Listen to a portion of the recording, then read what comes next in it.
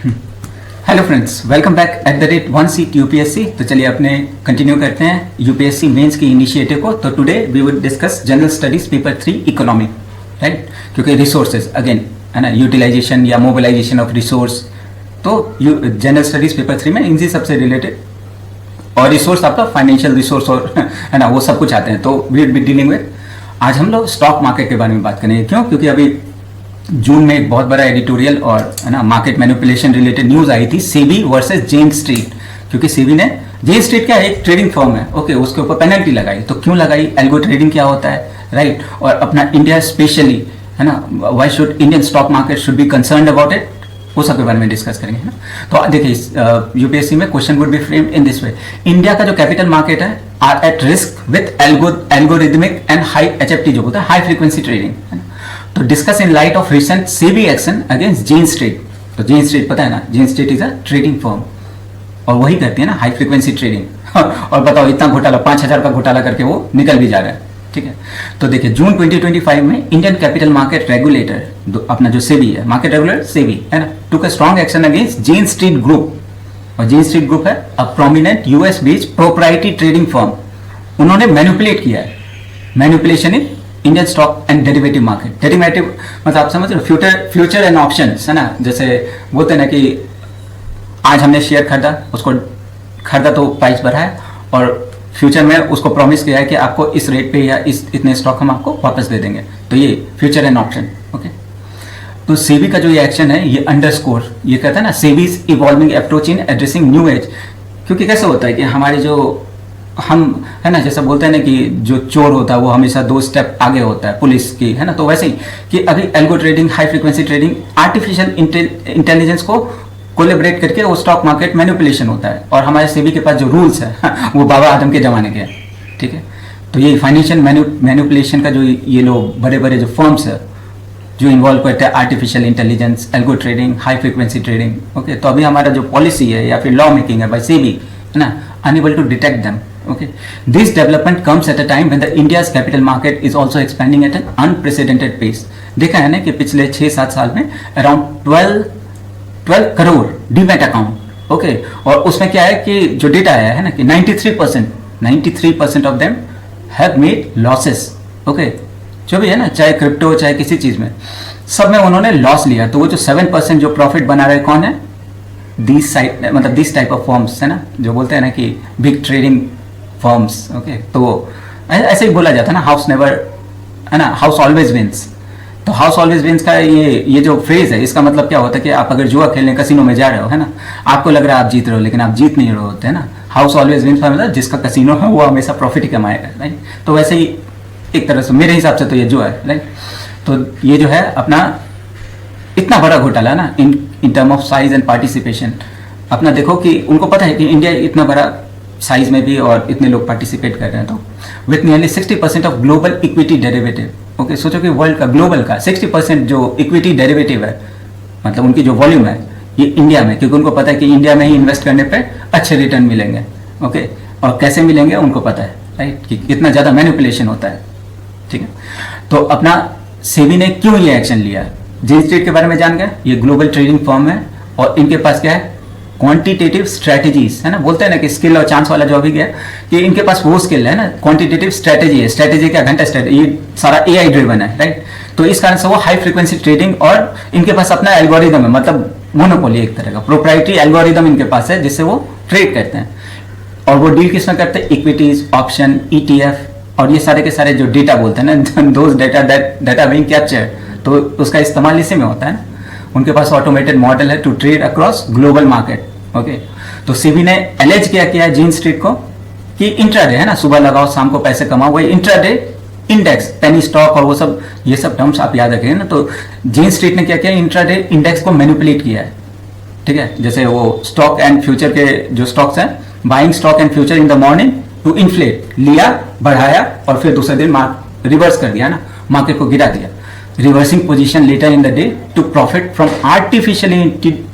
Artificially induced future movement. ये नहीं कि मार्केट कंट्रोल कर रही है उस स्टॉक के प्राइसेस को। अभी भी देखते हैं ना कि 20 रुपए का stock would be trading at 250, कैसे हो रहा है?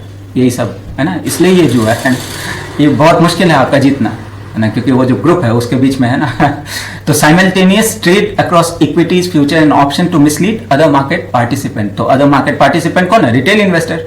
ओके, तो सेबी ने ऑर्डर किया है कि भाई आपने अनलॉफुल गेन किया लगभग 5,000 करोड़ का। ओके, फिर उन्होंने बैन किया उनको, जेन स्ट्रीट एंड एसोसिएटेड एंटिटीज, कि इंडियन स्टॉक मार्केट में आप पैसा नहीं लगाओगे। प्रीलिम्स में एफडीआई और एफपीआई पूछा था, फॉरेन पोर्टफोलियो इन्वेस्टर और FDI those invest in industries, right, foreign direct investment. तो ये सही है, और एफपीआई जो यही स्टॉक मार्केट को मैनिपुलेट करके पैसा निकाला और चले गए। ठीक है, तो ये दोनों प्रीलिम्स में पूछा हुआ है ना। तो इकोनॉमिक्स से आप सोचते होगे ना, इकोनॉमिक क्या पूछेंगे, ये सब सवाल पूछते हैं। ठीक है, तो सेबी के पास उन्होंने बोला है कि हमारे पास एविडेंस है कि आपने मैनिपुलेट किया, एटलीस्ट 21 दिन तक आपने मैनिपुलेट किया है। ठीक है, उन्होंने बताया कि यार ये तो पूरा नेशनल स्टॉक एक्सचेंज का जितना भी पॉलिसी है उसका तो आपने गर्दा उड़ा दिया है ना। तो लीगल एंड उनके जो भी लीगल और रेगुलेटरी पर्सपेक्टिव है उनका पूरी तरह से वायलेशन हुआ है। सेबी का जैसा एक लॉ है, prohibition of fraudulent and unfair trade practices, 2003 में बना था, राइट। तो इन सब लॉ के थ्रू वो उनको घेरने की कोशिश कर रहे हैं ना कि जेन स्ट्रीट आपने मैनिपुलेट किया है। ओके, और इस तरह का उन्होंने पूरा वायलेट किया, फेयर मार्केट कंडक्ट, और जो मैनिपुलेटेड है स्टॉक, तो मतलब रियल प्राइस जो है स्टॉक का उसको आपने जानबूझ के मैनिपुलेट किया है ना। और फिर आपका जो ये एल्गो ट्रेडिंग होता है, which mandates exchange approved strategies and lock detention. ठीक है, तो उनके पास प्रोप्राइटी है ना, जो पढ़ा था ना, उनके पास अपना वो जो है क्या बोलते हैं, प्रोग्राम्स हैं जिनसे वो मैनिपुलेट करते हैं। प्रोप्राइटी ट्रेडिंग और जो एआई है ना, उनके पास मोनोपोली हो जाती है। तो AI based model enable rapid decision. AI अगर किसी स्टॉक मार्केट साथ जुड़ गया है तो क्या है कि वो रैपिड डिसीजन, बहुत जल्दी, ह्यूमन से भी कितना गुना ज्यादा, उनको वो इतना माइन्यूटली वो ट्रेडिंग पढ़ते हैं ना, ठीक है, कि वो तुरंत decision, rapid decision, but their opacity make detection of manipulative intent harder. उनको कोई डिटेक्ट भी नहीं कर सकता कि ये स्टॉक मार्केट में मैनिपुलेट कर रहे हैं, इतनी जल्दी जल्दी वो करते हैं, राइट। और रिटेल इन्वेस्टर जो कॉलेज गोइंग गाइज है ना, राइट, कि भाई इन्वेस्ट किया है यहाँ पे करो वो करो, initially they would be like बहुत ज्यादा एक्साइटेड होते हैं ना किसी चीज को लेके, और फिर एक हफ्ते बाद बोले तो यार लॉस हो गया, ठीक है। ओके, तो ये डिले करता है अपना रेगुलेटरी एक्शन, है ना। डिले इन रेगुलेटरी एक्शन क्या होता है कि आप डिटेक्ट कर लिए लेकिन फिर भी आप कुछ नहीं कर सकते हो ना, कि चाहे तो एनएससी से भी रेड फ्लैग को इश्यू कर सकती है ना, लेकिन अगेन इनका जो बोला ना कि बहुत पीछे है ये, तो महीने बीत जाते हैं उनके बाद उनको पता चलता है अरे यार ट्रेडिंग में कुछ गड़बड़ हो रहा है, ठीक है। और ऊपर से ऐसे ऐसे संभाल रखा था स्टॉक मार्केट, क्योंकि पता चलने के बाद भी वो एकदम बिंदास घूमते रहते हैं, राइट, माधवी भोज वाला जो सिस्टम, राइट। तो ये हाईलाइट करता है अपना gaps in real time surveillance capacity of Indian regulator. अब इंडियन मार्केट का क्या है, इंडिया पे किस तरह, इंडिया का जो स्टॉक मार्केट है उस पर क्या है, क्योंकि ये बूमिंग डेरिवेटिव मार्केट है, इंडिया का largest, world largest equity derivative market है।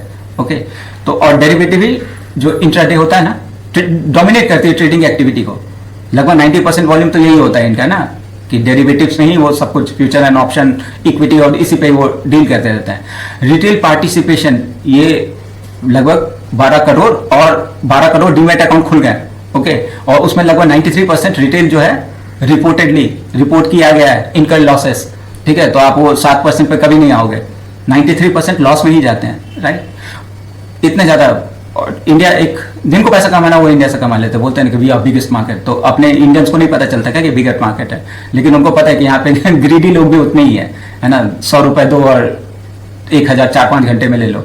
और टीवी पे ऐड देखते हो ना कि ऐसा ऐसा, अभी तो एआई और स्टॉक मार्केट को लेकर कितना ज्यादा ऐड होता है ना। आप कोई भी यूट्यूब चैनल देखो तो आपको हमेशा दे वुड एंटाइज यू, है ना, कि आप उनको पता है कि आप ग्रीडी हो, मार्केट खराब है, खाने के पैसे नहीं, even if you have 20 rupees invested in mutual fund है, वो सब जो बोलते रहते हैं, और चुप कैसे बताएंगे, है ना। कोई कोई तो इतनी जल्दी बताते हैं कि समझने में ही दिक्कत होगा, कि 2x या 4x स्पीड में बताएंगे कि यार सब्जेक्टेड टू मार्केट, है ना। और फिर अगर इफ यू इनकर लॉस, हमारी कोई जिम्मेदारी नहीं है। Such activities mislead price signal and increase volatility directly harming retail investor, उनकी तो लगनी ही है।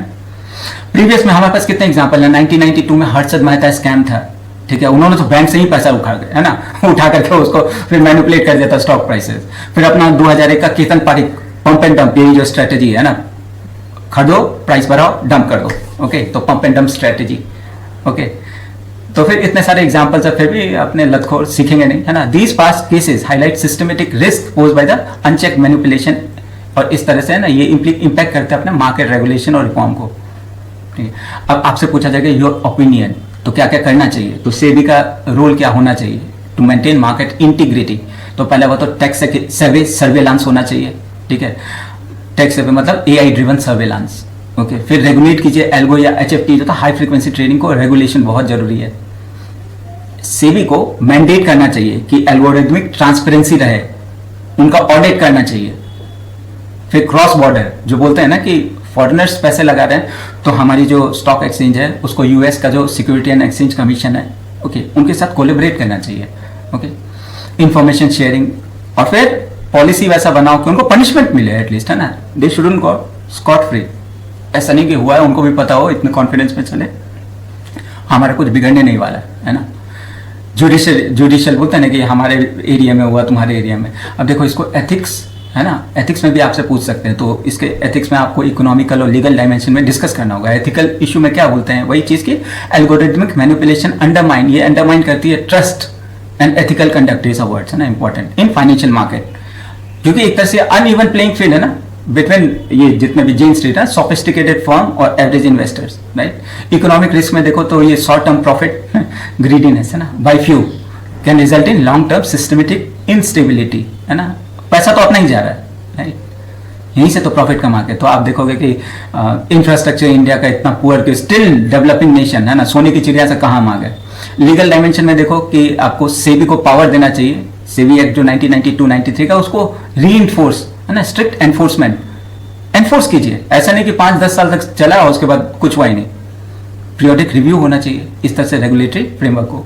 फिर आप बोल सकते हो इन्वेस्टर का एजुकेशन, ऐसे यूथ का तो रील्स और उसमें तो अभी तो वो समझेंगे नहीं, है ना, धीरे धीरे समझेंगे कि उनको पता होगा reality of life isn't all D dreaming, है ना, कि माँ बाप का पैसा है उसको दैट वुड एंड, ओके। जिस तरह से इन्फ्लेशन बढ़ रहा है ना, they would be feeling, at least their parents would be feeling the pinch of this inflation, पैसे कम हो रहे हैं, सेविंग खत्म हो रही है, राइट।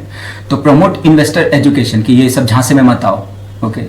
मैंडेट करना चाहिए रिस्क डिस्क्लोजर स्टेटमेंट, जो प्रॉफिट एंड लॉस अकाउंट हो वो कितना मैनिपुलेटेड होता है। तो फिर आप बताओगे कि एल्गोरिथमिक ऑडिटिंग और सर्टिफिकेशन होना चाहिए, और स्पेशली थर्ड पार्टी, और देखना चाहिए कि थर्ड पार्टी भी मैनिपुलेटेड ना हो। फिर एंश्योर किल स्विच, है ना, सर्किट ब्रेकर जो बोलते हैं ना कि अगर रेड फ्लैग आ रहा है तो तुरंत उनकी ट्रेडिंग को रोक देना चाहिए। इतना सेबी के पास पावर है लेकिन वो यूटिलाइज नहीं करते हैं, ओके। तो इस तरह से, और यूके US वो कैसे चल रही है, उनकी भी फाइनेंशियल कंडक्ट अथॉरिटी करके है, यूनाइटेड स्टेट का अभी देखा ना सिक्योरिटी एंड एक्सचेंज कमीशन, उनकी एक रॉबस्ट फ्रेमवर्क है, वो रेगुलेट करती है ये एल्गोरिथमिक ट्रेडिंग और हाई फ्रीक्वेंसी ट्रेडिंग। तो इंडिया को भी ना ऐसे उनके बारे में जानना चाहिए। अब कंक्लूड कीजिए, आप बोलिएगा as India is a financial market, उसको वो बहुत ज्यादा इंटीग्रेटेड है विद ग्लोबल सिस्टम, ग्लोबली, है ना। ग्लोबलाइजेशन का मतलब उधर का पैसा यहाँ लगना, जहाँ पे जो चीज सस्ती है और जहाँ पे ऐसे इंडिया का है ना, अभी देखा ना कि सारे पैसे यहाँ पे FDI में नहीं लगाएंगे, FPI में लगाएंगे। तो SEBI capacity to detect and deter manipulation must evolve, okay. और हमेशा कंक्लूजन 2 से 3 line, a future ready regulator must not only respond quickly but also preempt, है ना, पहले से ही आपको पता, ऐसा आपके पास है ना AI से रिलेटेड वैसा चीज कि मार्केट में स्टॉक मैनिपुलेशन हो रहा है, वहीं पे उसको रेड फ्लैग पहले ही करोगे तभी तो न्यूट्रलाइज कर पाओगे ना, होने के बाद तो फिर आप रो ही सकते हो ना, ठीक है। तो ये कटिंग एज टेक्नोलॉजी के साथ उनको अप टू डेट होना चाहिए, है ना। फिर इंटेलिजेंसी ग्लोबली कोलेबरेट करें, ओके। इस तरह से आप प्रोएक्टिव पॉलिसी बना सकते हो रिगार्डिंग दिस, है ना, market manipulation in stock market, okay. तो चलिए मिलते हैं नेक्स्ट टॉपिक पे। इकोनॉमी का बहुत इंपॉर्टेंट है, कुड बी आस्क्ड इन, है ना, again in a holistic way. GS 1, 2, 3, 4 society से भी रिलेट करता है, इकोनॉमिक से भी रिलेट करता है, और फाइनेंशियल फ्रॉड से, ट्रैफिकिंग से भी, और फिर फाइनेंशियल ट्रैफिकिंग, ओके, जो बोलते हैं ना हवाला रैकेट, ओके। और फिर अपना ऐसे में भी पूछ सकते हैं कि वाई इज इंडिया पुअर, तो उसमें, और इंटरव्यू में तो भाई साहब कि जेन स्ट्रीट के बारे में आपको पता है, तो इंटरव्यू में है ना I would be discussing my experience, okay, कि इंटरव्यू में मैंने क्या गलती की थी, मेंस में क्या गलती की थी, और प्रीलिम्स में क्या गलती की थी, राइट। तो चलिए मिलते हैं नेक्स्ट टॉपिक पे।